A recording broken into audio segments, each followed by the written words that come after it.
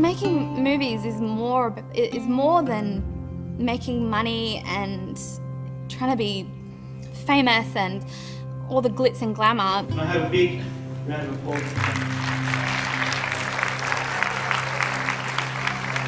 Making films that celebrate the stories of those who have been marginalised. We give people the opportunity to be in the skin of someone else.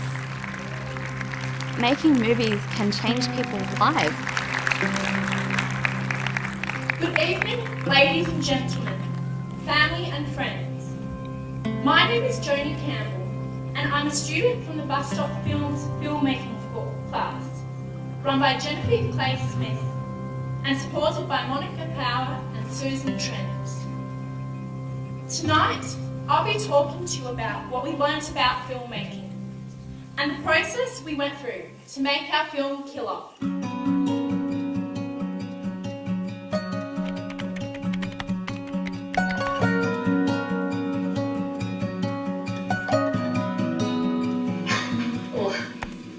Are you sure it was the right movie? I mean, maybe Danny made a mistake. The first horror movie I watched was The Shining, which is an old film with Jack Nicholson. I just loved that when they were playing that really intense music and you just didn't know what was going to happen next.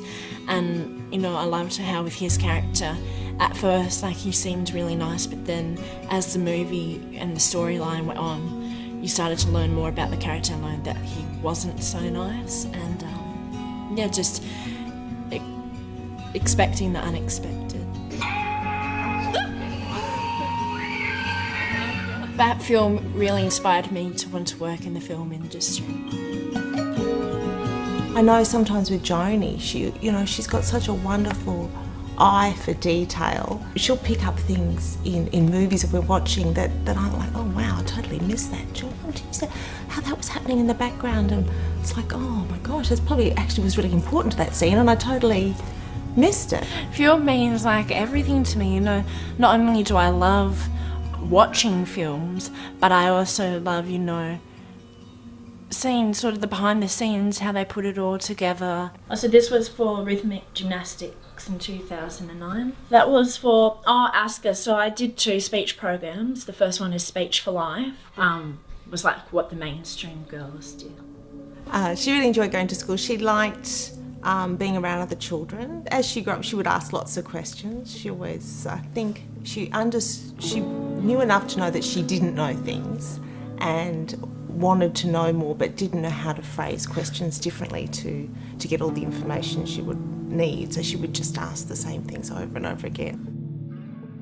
So I was actually 12 when I found out that I had a disability. So it's called a global development delay, so it's very rare, and it just means that I find it hard to understand things, and sometimes I might need things repeated. At first she thought it was something that she would recover from, and she wanted to know when she would get better and when it would go away. And when we explained that no, it was something that would be with her forever, she was very cross and very angry. It was quite a surprise at first, and I didn't really understand what it meant to have a disability. You know, for so long I didn't understand why I was so different from my friends, and they would make fun of me because they didn't know why I was so different. They didn't know I had a disability either. So yeah, it was challenging. After we saw her neurologist for the first time, she just looked at me and she said, "Oh, Mrs. Campbell, I know you may have dreams for your little girl on the stage doing ballet, but I think it's time to put all those away. You know, your daughter will not do those sorts of things." And I can remember I went outside and I sat in the gutter and I cried and I cried. And I got up and I thought, no, that's not going to happen. We are going to do everything we can to give her everything she deserves and so that she can be all that she can be.